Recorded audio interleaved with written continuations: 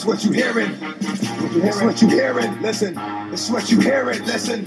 It's what you hearing. Listen. Ladies and X gentlemen, gon' give it to you. Fuck, wait for you to get it on your own. X gon' deliver to you. Knock, knock, open up the door, it's real. With the non-stop pop out from stainless steel. Mr. Cropper here. We're going to be continuing with a video. I just actually uploaded a video a few minutes ago where I stopped right about here. And, you know, that was a fine, self-contained video. Reasonable, you get your head around the point. It was called, What Kind of List Is This? But we're going to go from here now to the end of the video, because what happens at this point is worth biting into. Fascinating, a few interesting insights, but psychology has now moved so far beyond Freud that at universities across the country they're renaming the departments of psychology and brain sciences. We're scanning brains. All right. And now we have Darwin, and the three of you are taking him down too. What does this mean for the way people think about the world? First of all, the fact that Marx is not falling and that Freud has not fallen, he's still hoity-toity academic nonsense, that would fit with Darwin falling. Keep Marx, keep Freud, get rid of Darwin. See, that would be a reasonable way for the world to go forward, or an expectable way. It would be unreasonable. You know, keep all the unreasonable people and throw out the one reasonable guy. This guy links those three thinkers. He thinks that Darwin is arbitrary and insane, like Freud and Marx. But now watch what happens. Is this? He won't go down easily. No one has taken down Freud. His Oh, value really? doubles every decade. What? Nobody's taken down Freud. His value doubles every decade. The way people think about the world, is this?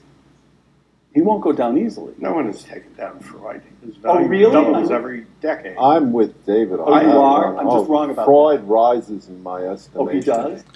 Freud rises in Berlinski's estimation. Now you see here, Robinson has got these three guys together to talk about the demise of Darwin. And Robinson himself has a low opinion of the perverted nonsense that comes from Freud. But not Berlinski. Not old Berlinski over there. Decade. I'm with David on Oh, that you are? one. I'm just wrong about Freud rises in my estimation. Oh, he does? Brilliant. Freud rises in his estimation. Well, do you see what kind of bedfellows you got yourself there, Robinson? The fact is that the feminists in the 1970s were outraged because of something he said or didn't say in a political way. It has nothing to do with the values of Freud. But I'm right at 2 out of 3. Marx and Darwin. Certainly with Marx and Darwin. Marx is kind of a wingbag. Let's agree on that. What a bastard person. Yeah, he didn't bathe a whole lot. Oh, windbag and a bastard. And he certainly had no sense of style. Darwin is... Marx was a windbag who didn't bathe a lot and had no sense of style. Marx was a windbag who didn't bathe a lot and had no sense of style. That's Berlinski's take on Marx. Meanwhile, holy crap, Berlinski's take on Freud is that his estimation of Freud rises. This is a different case. I think you're onto something to group them together, because you talked about how Darwinism, David talked about how Darwinism has become the foundation of a worldview. And if you look at the questions that they address, Darwin tells us where we came from. Marx has a utopian vision of the future, and Freud tells us what to do about our guilt. Now, they're all comprehensive worldviews of some kind. They're deep philosophical views. They're not deep philosophical views. Maybe I shouldn't put it that way. They're all philosophical views. right? Freud's, if you read everything Freud says, you're going to have some philosophy snuck in there. So if you read everything Marx says, you're going to have some philosophy snuck in there. If you read everything Darwin says, you're going to be able to think about the world. Wait, Darwin's different then. Darwin's talking about the factual facts of the world, and the other two are just making up nonsense. Marx is just a tissue of nonsense, and Freud is just a tissue of nonsense. And he says, oh, you're right to link them together, but only insofar as they all have a very important comprehensive worldview. Like, other than that, the only thing they have in common is that they're all white males. I'm expecting somebody to bring that up as a salient fact soon. Darwin tells us where we came from. Marx has a utopian vision of the future. And Freud tells us what to do about our guilt. And between the three of these great materialistic thinkers of the 19th century and early 20th century, they form the basis of a country. Now, all three of them were materialist? Is that how they're going to link them? Well, what exactly do they mean by materialist? Just, there's no spiritual involved. It's all just down to atoms and molecules and stuff like that. Well, if that's the basis on which you understand things, then you're going to be able to link Karl Marx, an atheist, with Darwin, also an atheist, and you're not going to have any dissonance about that, huh? The fact that you've got Karl Marx and Charles Darwin grouped together under a similar heading doesn't give you any cognitive dissonance, huh? Bizarre.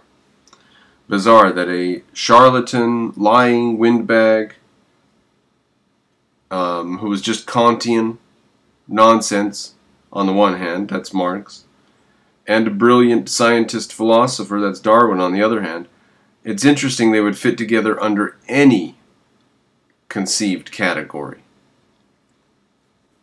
And if materialism's the category, cause and effect, we can definitely kick Marx out, because he wasn't a scientific thinker. So now under materialism you've got Darwin, and your group is down to one. Lame. Kind of comprehensive materialistic worldview. They answer all the same questions that traditional Judeo-Christian religion has addressed. And so it's understandable when we're talking about some of the... Now, did Marx do that through science, or did he just claim to do it through science and just supplant the old religious beliefs with a new set of religious beliefs? And that's the actual answer. Communism is just another religion. And fascism's just another religion. They're just new religions. Intense opposition that Darwin skeptics often face, that it's understandable when you realize that you actually it makes sense because you're challenging a fundamental plank in the worldview of many of the scientists. Many scientists equate their worldview of scientific materialism with the practice of science itself. And when you challenge one of the thinkers that supports that worldview, you're going to get a very kind of emotive reaction, and that's often what happens. Last question here, and I'm going to quote David Giller. An emotive reaction when you attack Darwin just because it's part of their worldview. Maybe true of Marx, maybe true of Freud, that when you attack them you just get an emotive response. But how is that true of Darwin? So that's very weak, and you make yourself look weak, whoever that guy was. Which one? He's not Galertner. He's not Berlinski. He's the other one. That must be Meyer. Lerner's essay one final time. Darwin now poses a final challenge. Whether biology will rise to this last one as well as it did to the first when his theory upset every apple cart remains to be seen. How cleanly and quickly can the field get over Darwin and move on? Striking sentence. This is one of the most important questions facing science in the 21st century. That is one of the stupidest sentences I've ever seen. Or questions, let's call it. How cleanly and quickly can the field get over Darwin and move on? Never. It will never, ever get past the fact that accident has caused some rather interesting, what shall we call it? Sophistication? No, that would trip them out. That would blow their hippie noodle. Complications. Complicated. There are some complications that have occurred because of details in reality. Right? What complications have occurred due to details in reality? See Darwin. Everything should be flying rocks and stuff. But somehow some chemicals have stuck together, and whenever other chemicals bumped into them, they made a copy of themselves. These chemicals copied themselves. Not really amazing. Crystals copy themselves. Crystals make a copy of a crystal that copies the crystal that copies a crystal. So this is just crystals, but they detach. Okay? A thing that copies itself is a crystal that's detached. Okay? It's just a crystal, though. It's the same thing.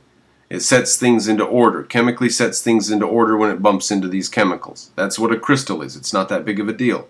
It happens without life in this universe. Life is simply a crystal that detaches. It's simply chemicals putting other chemical, making copies of itself with other chemicals that are free floating around the place.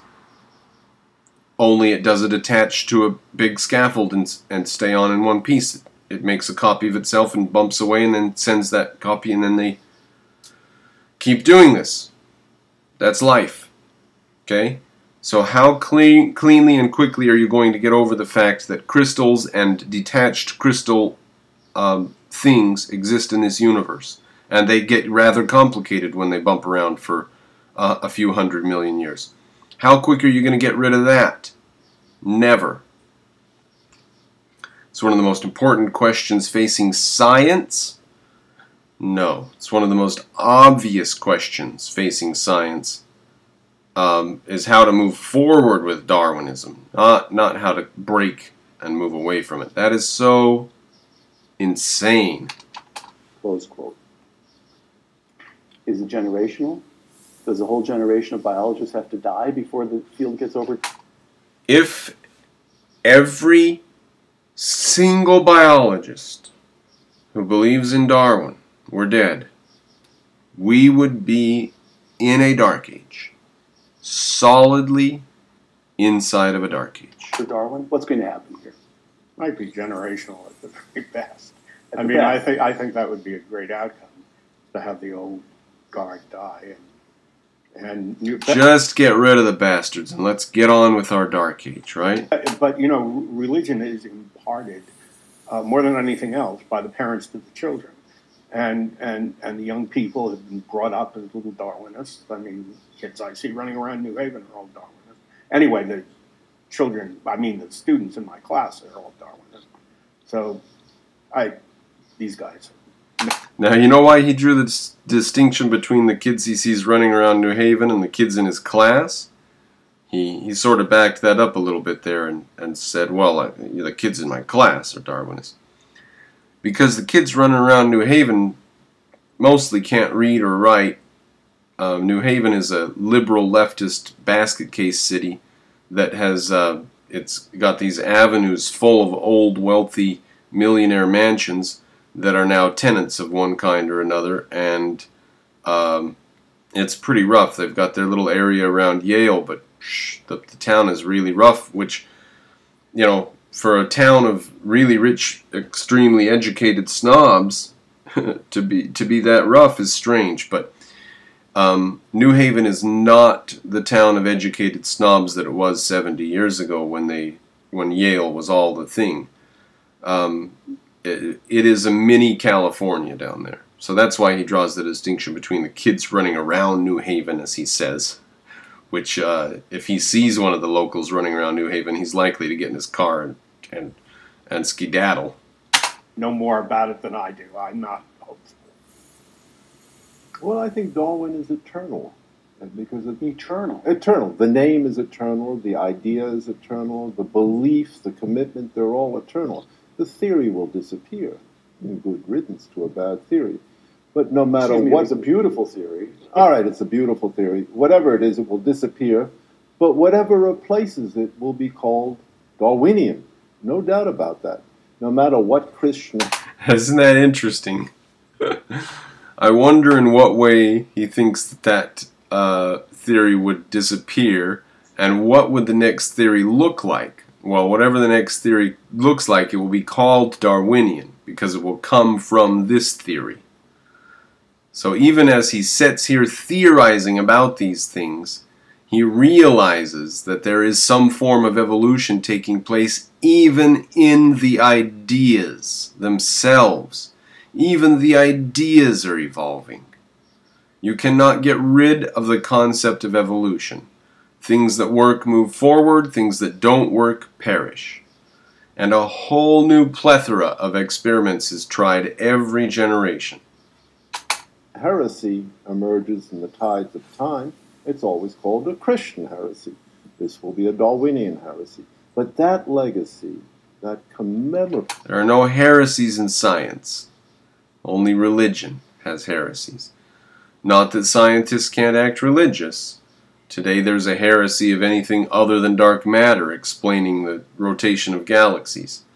So there are heresies, and there used to be, you had to have the ether, and now we've dispensed with the ether and we just call it space. But now we can bend space. So there's obviously the ether, but the ether is a heresy.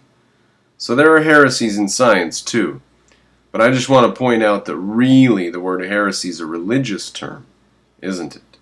And heretics get burned at the stake, don't they? And in science we prove people wrong, and we test their ideas, and we write papers. So what is a heresy in science, really? Unless it's just people acting like religious idiots. legacy will never disappear. It's part of the history of the subject.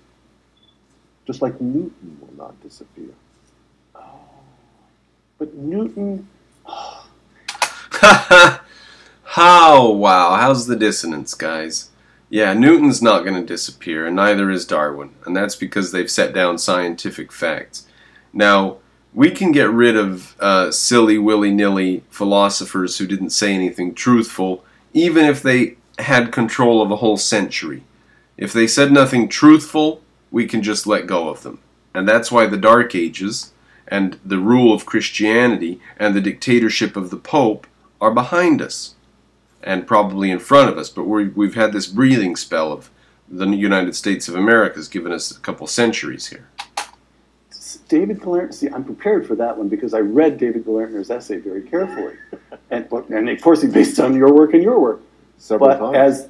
As this David says, look, there's a range of physical phenomena, very big things, planets, stars. Newton isn't too good at that. Very tiny things, quantum mechanics, tiny particles we can't see. He's not too good at that.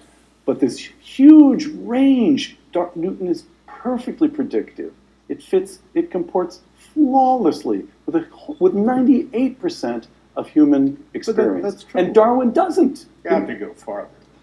Interestingly, gravity only seems to be an effect on a solar level, right? Gravity is like what happens around stars. Enormous groups of stars called galaxies, they don't behave exactly by gravity, do they?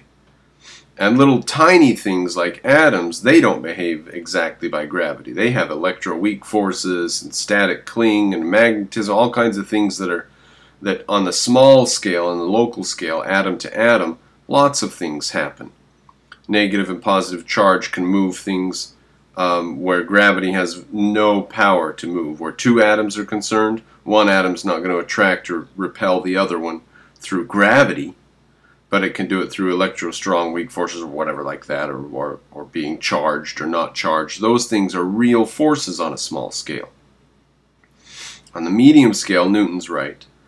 On the large scale, it seems that gravity fails because, first of all, galaxies rotate wrong. They don't rotate by gravity as we can see. And galaxies are being pushed apart, so the space between galaxies is not being dictated by gravity. There's something else going on there. The push from the Big Bang, or momentum, or pressure, or something. But whatever it is, gravity should be pulling these things together, and it's not. And so, gravity works on the scale which Newton had evidence to work out a system. In fact, Newton's stuff doesn't even work for our satellites. We use Newtonian math to say when the satellite is going to be here or there, and it's wrong. We have to plug in Einstein's equations. Because these things, you know, if they're out there for 3 or 4 years and you lose a couple seconds a month, eventually you've got an error of a minute. And, you know, pointing something at a satellite that just passed that a minute ago and is not there anymore is not fruitful. So we have to know exactly where these satellites are. To do that, we have to use Einstein's equations. Einstein is more like what's going to have to be used to do the galaxy thing. In fact, Einstein said there's negative pressure pushing the galaxies apart, called the what we call dark energy, what he called the universal constant. Or he inserted the universal constant in order to get rid of that, didn't he? Because that was just an implication of the Big Bang, or of E equals mc squared, relativity. Well, I'm slightly off the subject, I think. Jesus, I wonder what the subject was. Should we back up a little bit? Comports flawlessly with 98% of human experience. That's true. And Darwin doesn't. You have to go farther. Planets and stuff. Oh, I do? But, yeah. Phenomenal. Okay, Newton comports flawlessly with 98% of human experience, but Darwin doesn't. Darwin doesn't. You know, and I just wonder what... Like, I see evidence for evolution everywhere. I can see evidence for evolution in the ideas these gentlemen are spouting. I can see their ideas evolving as the conversation moves forwards. I can see evidence for evolution everywhere. Very big things, planets, stars. Newton isn't too good at that. Very tiny things, quantum mechanics, tiny particles we can't see. He's not too good at that. But this huge range, Newton is perfectly predictive. It comports flawlessly with 98% of human experience. That's true. And Darwin doesn't. You have to go farther. Planets and stars. Oh, I do? But, yeah, but you're I think what David Berlinski's getting at is that Please help me with Darwinism David has filled a niche in our intellectual life that is necessary. You've got to give some kind of account of where all these wonderfully intricate systems we call living organisms came from. And the fundamental commitment of Darwinism is some kind of bottom-up materialistic account where the molecules get more complex and form more complex molecules in cells, and the cells compete to form more complex organism. So now what we're getting is post-neo-Darwinian theories of evolution that are trying to provide new mechanisms that will account for the things that the Darwinian mechanism doesn't account for. So even Like what? Complexity? you who bear the scars of abuse... Which I have to say is the only thing they've said up to now. It's so complex. So much complexity comes out so quickly. From Darwinists say, Darwin may have been mistaken in his answers, but he was asking invaluable questions. He's asking invaluable questions, but I think he got it wrong. I think all Darwinians, in the broad sense, get it wrong. They're trying to explain something very, very complex in terms of bottom-up, undirected processes. Oh man, if it's really complex, there must be a mind there.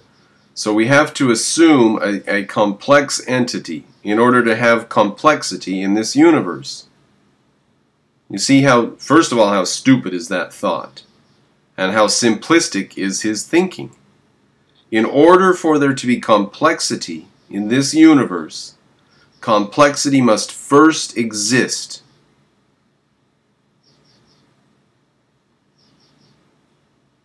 That's such a stupid thought. I mean, the whole point about Darwin is where does complexity come from in this universe where there's nobody to build it for us? And if you think that evolution has built these flawless, beautiful machines, just read The Blind Watchmaker and you'll find out what an utter mess we are. We're a mess because we evolved.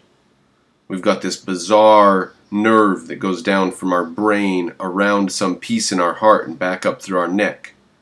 Now, why would it do that? Only because we evolved from fish. And in fish, the head is just stuck down there. There's no neck for fish. Fish, the head is just stuck on the body. And so the brain and the nerves and all that is right there by the heart and doesn't matter. But you elongate the neck, and suddenly you got this weird nerve that's stuck going around the heart like that. Well, it's not too big of a problem for humans. That's a pretty short nerve. Well, guess what?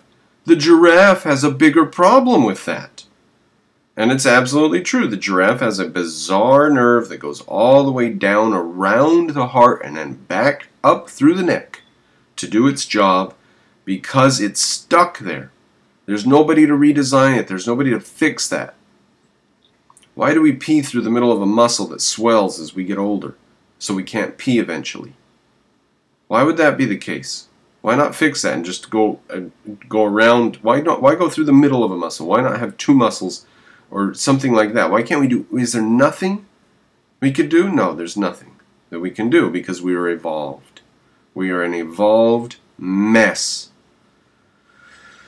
So, where does complexity come from? Some complex thing had to have made it. You can see how simplistic his ideas are. What a pinhead. And what we see in life, complex miniature machines, complex information processing systems, digital code, these are things that bear the hallmark of mind. And they suggest rather a... For you, they bear the hallmark of a mind. But just check out Darwin sometime, and he'll tell you how these things could have come about step by step through a process called evolution. And Richard Dawkins has done a lot of great writing on it. I recommend The Blind Watchmaker.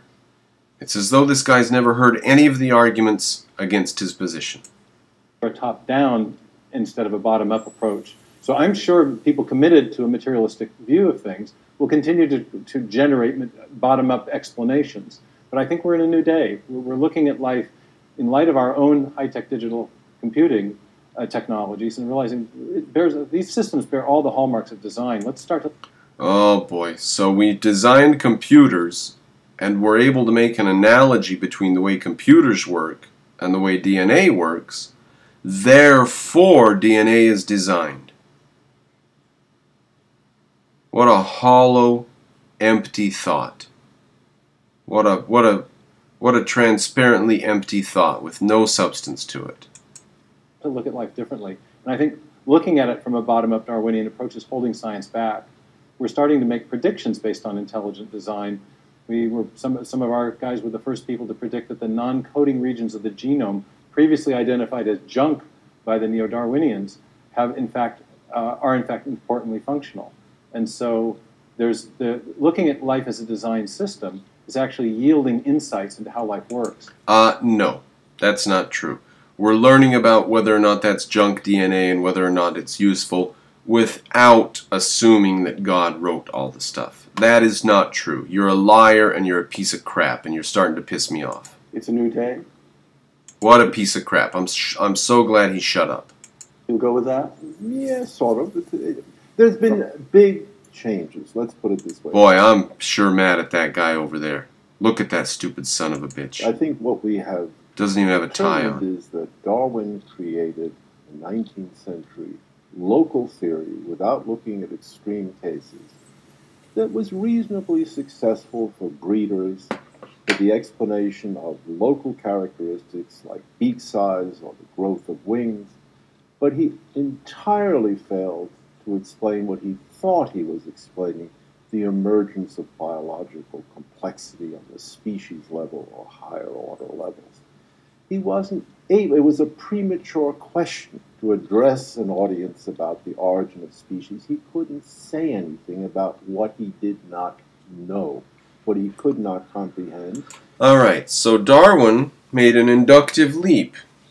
He said, we can see right here on the scale of 5, 10, and 20 years that we can change animals, that we can change plants. We can see that life is not these forms are not set from the beginning of the Bible 6,000 years ago or something. And if we can change things in the space of 10 or 20 years, what more can we do in a space of 200 or 300? And I'm sure he knew about cases of husbandry and stuff. Now, making an inductive leap from that to say, okay, this is why different life forms look different in the geological record, because they are changing over time. And they can make significant changes over time, and that's exactly what we see. It's an inductive leap. Now this guy, Berlinski here, hates induction, fights induction. He's a D-type. He'll disintegrate anything you say.